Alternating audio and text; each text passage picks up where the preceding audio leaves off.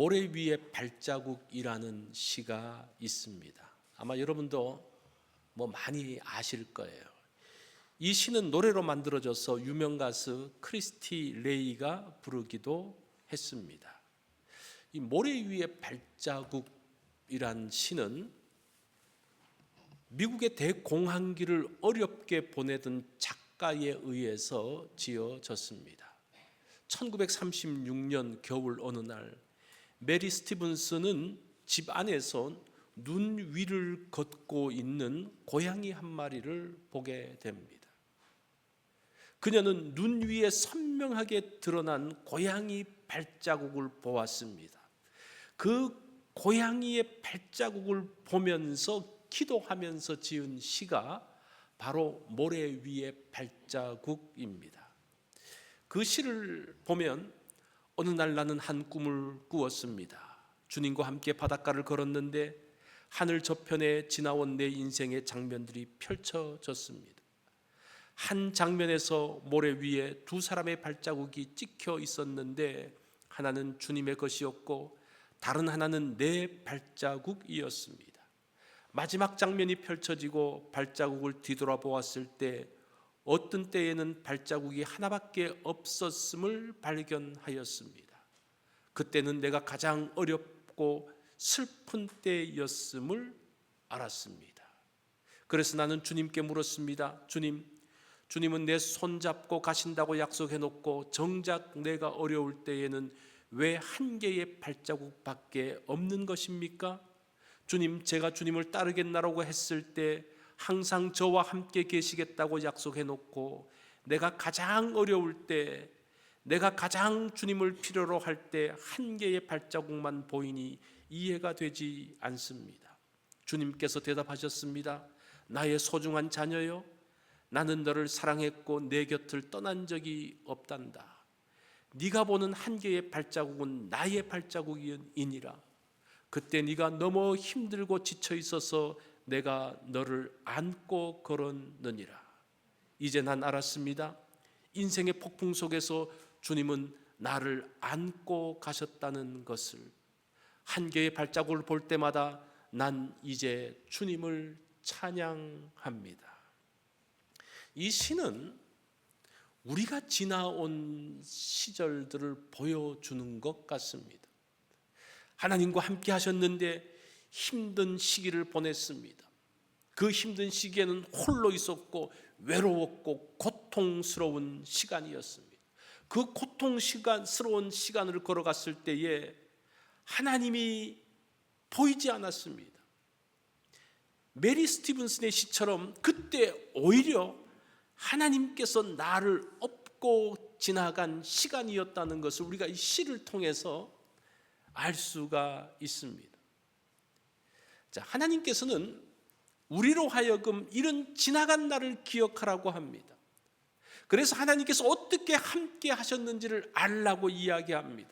그래야 우리의 신앙길에서 넘어지지 않는다는 거예요. 자, 그 내용이 오늘 본문의 내용이에요. 32장 7절을 보면요, 옛날을 기억하라, 역대의 연대를 생각하라, 내 아버지에게 물으라, 그가 내게 설명할 것이요, 내 어른들에게 물으라, 그가 내게 말하리로다. 옛날을 기억하라라는 말은 무슨 말인 거 아니? 시초를 기억하라는 말이에요. 그냥 막연한 옛날이 아니고 그 시작의 때를 기억하라. 우리의 시작이 어떤 시작입니까?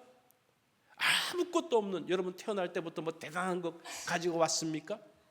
아무것도 없는 그 시작점, 그때를 기억하라는 겁니다.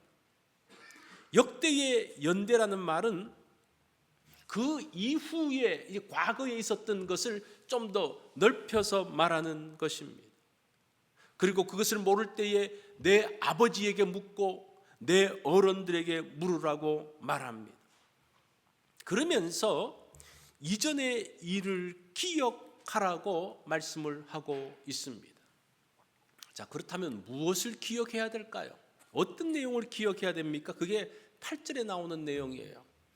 지극히 높으신 자가 민족들에게 기업을 주실 때에, 인종을 나누실 때에 이스라엘 자손의 수요대로 백성들의 경계를 정하셨도다. 자, 보십시오. 각 민족에게 땅과 기업을 나눠 주실 때, 인종을 나눠 주실 때 특별히 주목할 것은 이스라엘 자손들에게 경계를 정하실 때에 그 말이에요. 다른 인종들은 그냥 전체로 이야기를 해요. 전체로 이야기하는데 이스라엘에 대해서는 이스라엘 자손의 수요대로, 이 수요대로라는 말이 무엇인가 하니 머리 숫자마다 그런 뜻이에요. 하나님은 특별하게 이스라엘 백성, 하나님의 백성들에 대해서는 그냥 단체로 뭉뚱그려서 보시는 것이 아니라 그들의 한 사람 한 사람을 기억하시면서 그들 한 사람 한 사람에게 기업을 주셨던, 그들 한 사람 한 사람에게 은혜를 주셨던 그것을 이야기하고 있습니다. 구조를 보니까요, 왜 그러냐? 여호와의 분깃은 자기 백성이라. 이스라엘은 하나님의 백성으로 하나님의 하나님의 소유라는 거예요. 자기 소유에 대해서, 하나님의 소유에 대해서 특별한 관심을 갖고 계신다는 겁니다. 특별한 애정을 가지고 하나님께서 기억하셨다는 것을 알라는 거예요. 우리 역시 하나님의 백성으로, 하나님의 자녀로 우리에게 애정을 가지시고 우리에게 주셨던 그 기업, 은사, 재능, 그 모든 것들을 주신 하나님을 기억하라는 겁니다. 이 드라마는 주인공을 중심으로 이야기가 진행되어집니다. 이 드라마의 주인공은요, 부자도 아니에요, 권력자도 아니에요, 힘도 없어요. 그냥 보통 사람이에요. 평범한 사람이에요. 어떨 때는 굉장히 약한, 이 드라마의 주인공이 자폐인 사람이 주인공이 되어서 그 어려운 과정들을 거쳐나가는, 그 가운데서 만들어내는 역사, 그것들이 우리에게 감동을 만들어가고 있는 것을 볼 수가 있습니다. 역사 속에서 많은 강력한 나라들이 있습니다. 우리가 볼 때는 그 강력한 나라가 중심으로 역사가 흘러가는 것 같아요. 이집트는 오랜 기간 동안 강한 나라였습니다.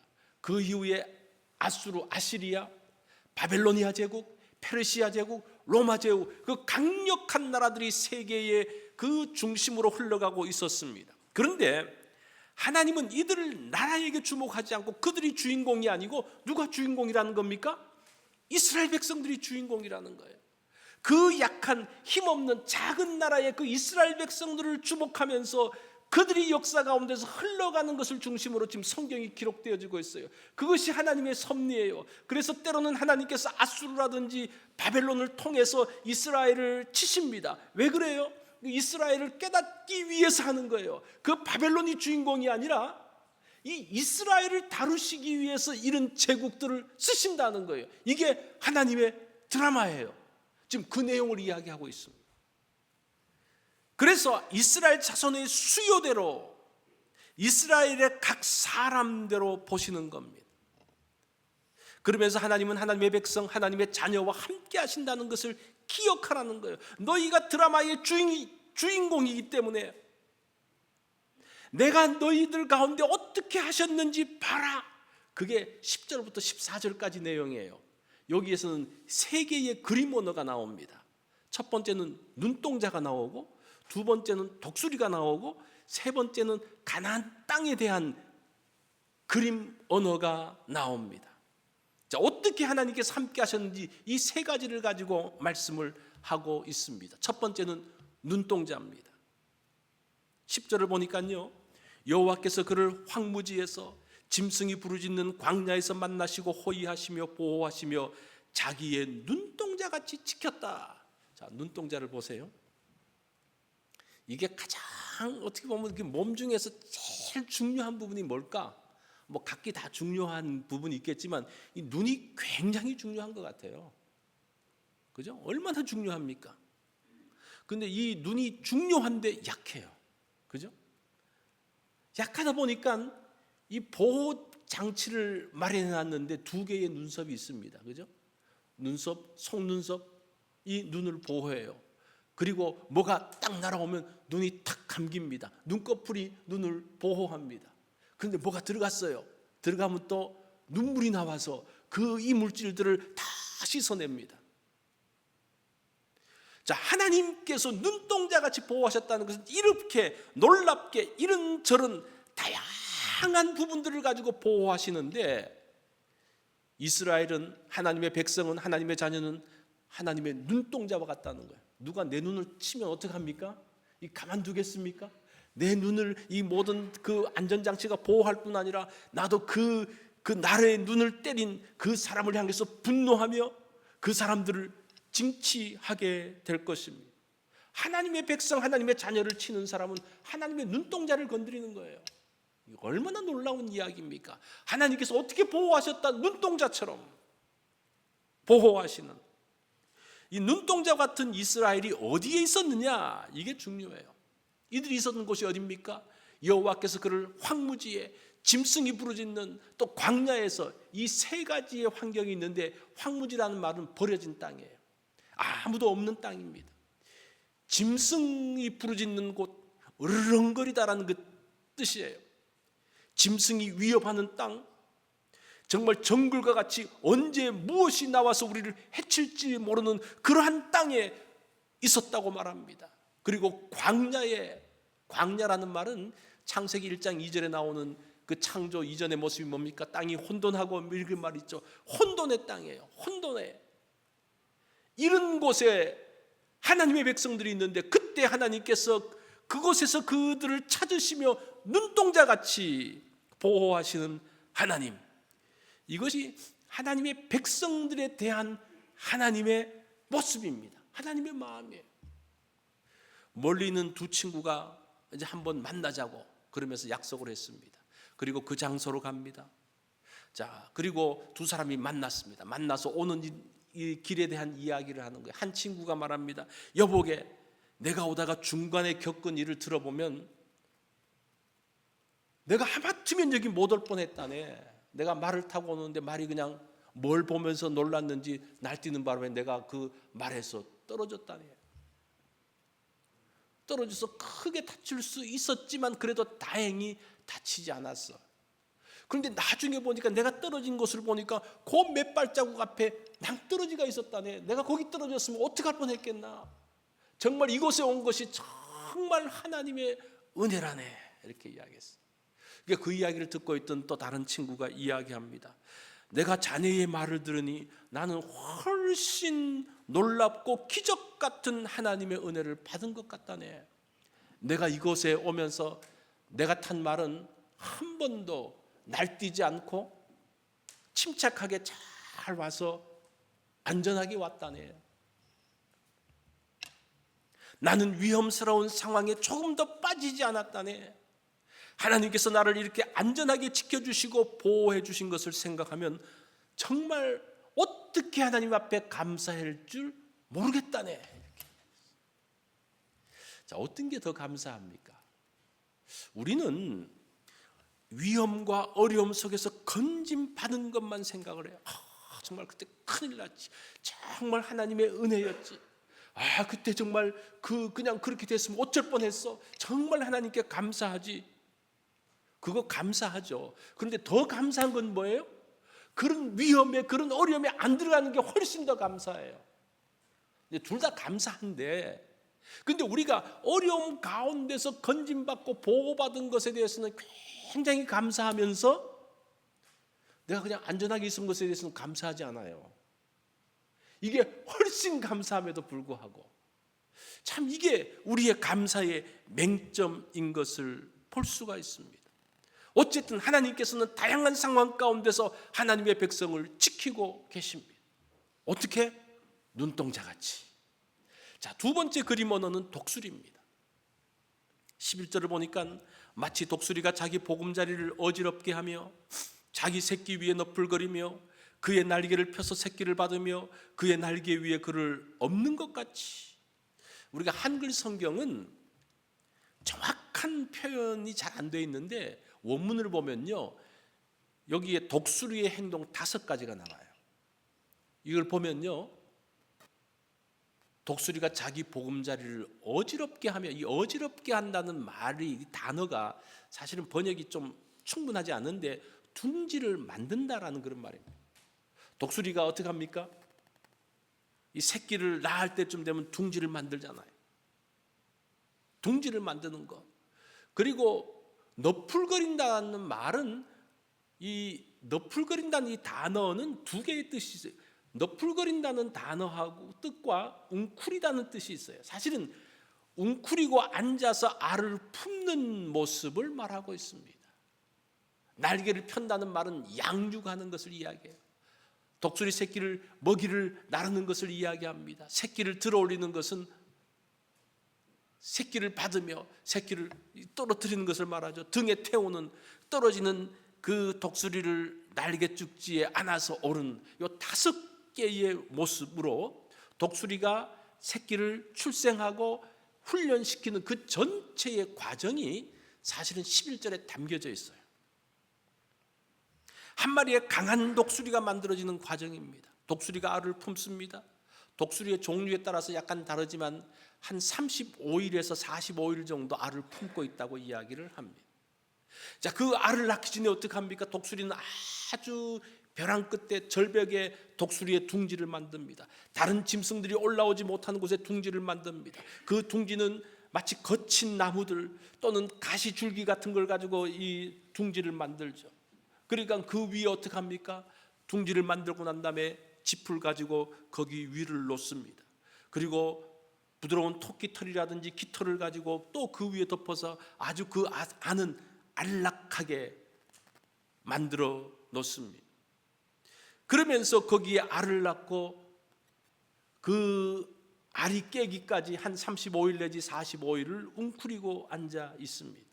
그리고 새끼가 나오면 이제 그 새끼를 먹이기 위해서 이 어미 독수리들이 와가지고 먹이를 날라다 줍니다.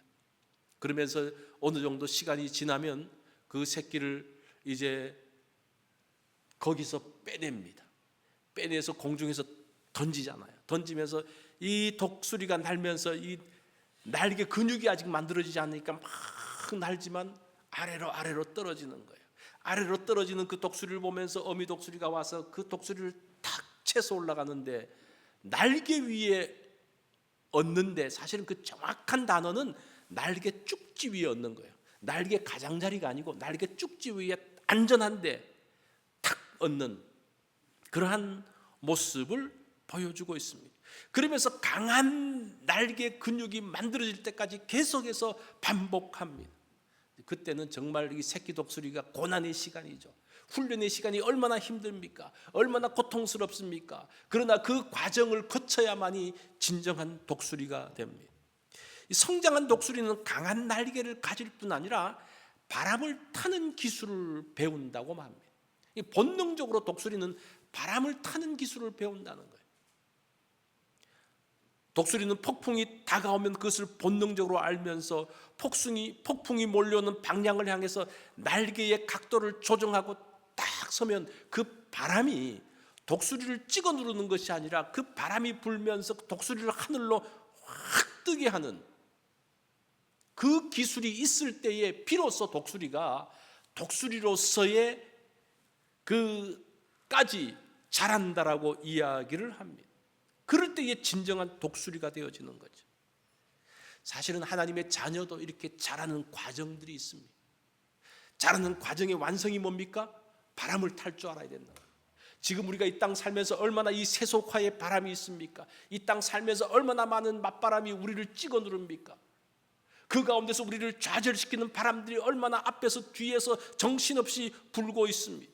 세상의 조류에 흘러가기 위해서 그 거대한 물결들이 나옵니다. 그때에 그 바람을 타는, 그 불어오는 그 바람에서 함몰되지 않고 그 바람을 타고 날아오르는 힘을 배우는 것이 믿음의 날개를 갖는 거예요.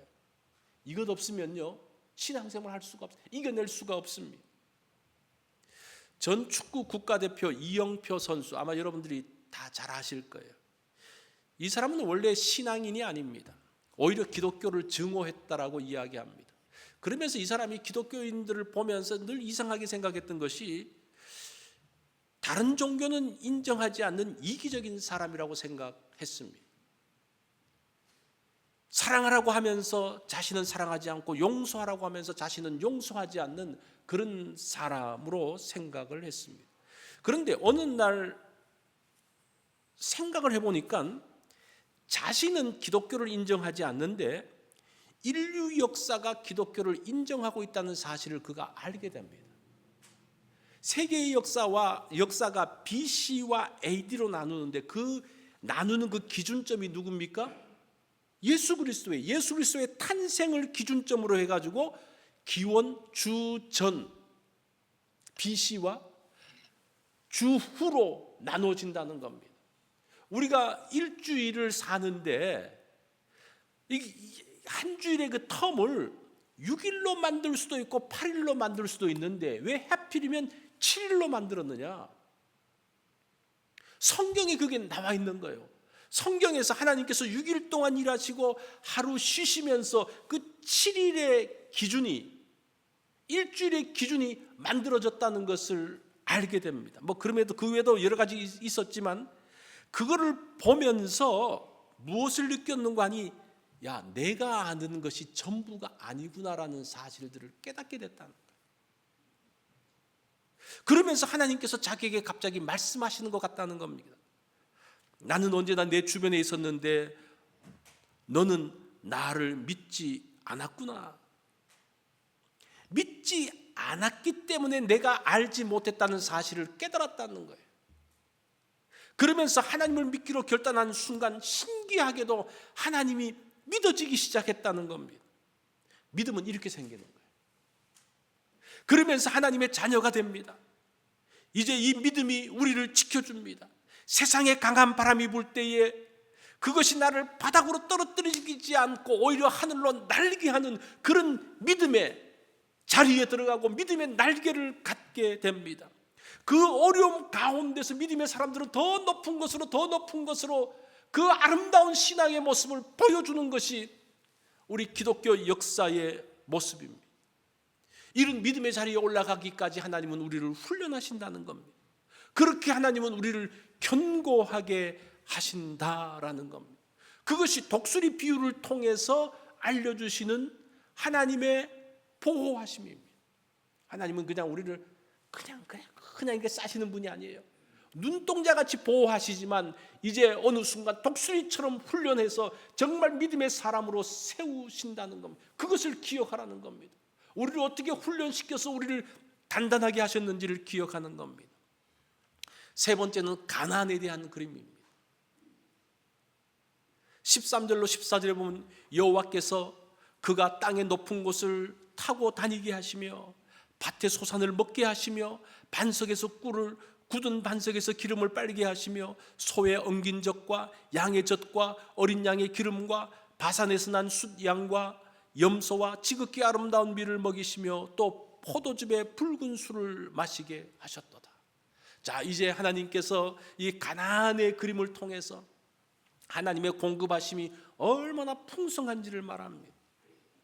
땅의 높은 곳을 다니게 하시며, 이 땅의 높은 곳은 험한 곳입니다. 산 높은 곳에 올라가면 험하잖아요, 그죠? 그 험한 곳을 다닐 때 어떻게 합니까? 높은 곳을 타고 다니게 하시며, 이 탄다는 이 단어가 말이나 나귀를 타는 것을 이야기합니다. 그 가운데서 하나님은 우리로 하여금 어떤 짐승을 타서 안전하게 간다는 겁니다. 근데 우리는 뭐만 봅니까? 위험한 것만 봐요.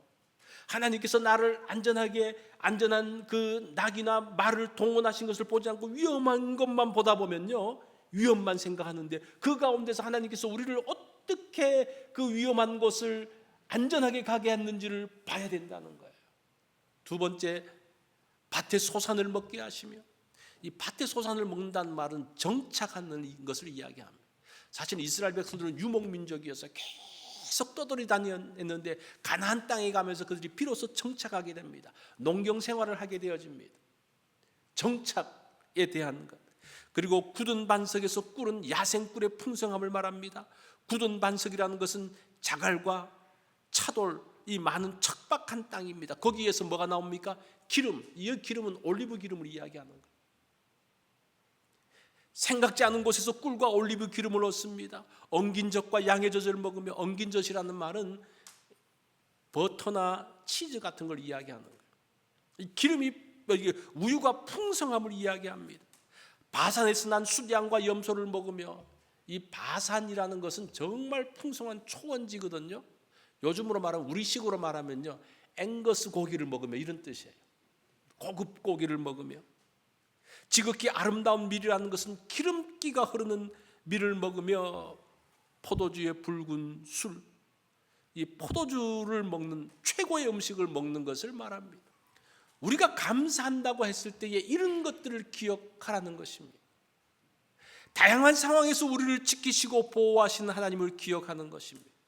그래서 시련과 고난을 통과하지만 그 가운데서 함몰되지 않고 오히려 강하게 세워짐을 말합니다.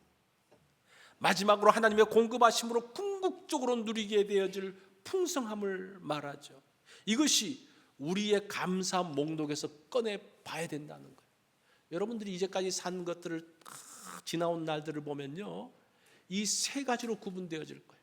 이 세 가지의 부분들을 통해서 어떠한 감사 제목이 있는지를 보라는 겁니다. 독일의 정치가 가운데 마티라는 사람이 있습니다. 그는 정치적인 노선 때문에 관직에서 쫓겨나서 어렵게 고생한 적이 있었습니다. 그는 자기의 잘못이 아니라 다른 사람에 의해서 쫓겨났기 때문에 늘 그 사람에 대한 불만이 있었는 거예요. 불평이 있은 겁니다. 그러면서 이 불평, 불만이 있으면 사는 게 얼마나 힘듭니까? 먹고 살기도 힘든데 그 마음마저도 늘 불평하는 마음이 있으니까 편하지가 않았습니다. 그러던 그가 한 가지 사건을 경험하면서 불평을 버리고 감사하는 사람이 되었습니다. 그가 이제 너무나 가난하다 보니까 구두가 헤어졌는데도 물이 들어옴에도 불구하고 구두를 새 신발을 살 수 있는 돈이 없는 거예요. 그래서 극도로 불편했는데 어느 날 이제 그런 상황에서 교회 예배 참여하기 위해서 불평이 가득한 상태에서 예배당에 들어왔습니다. 예배당에 이렇게 뚜벅뚜벅 걸어 들어오는데 어떤 한 사람이 눈에 딱 들어오는 거예요. 예배하기 위해서 왔는데 그 사람은 두 발이 없는 사람이었어요. 그 옆에는 이 목발이 있었습니다. 그 사람을 보면서 뭔가가 그의 머리를 땅 치는 것을 느꼈습니다.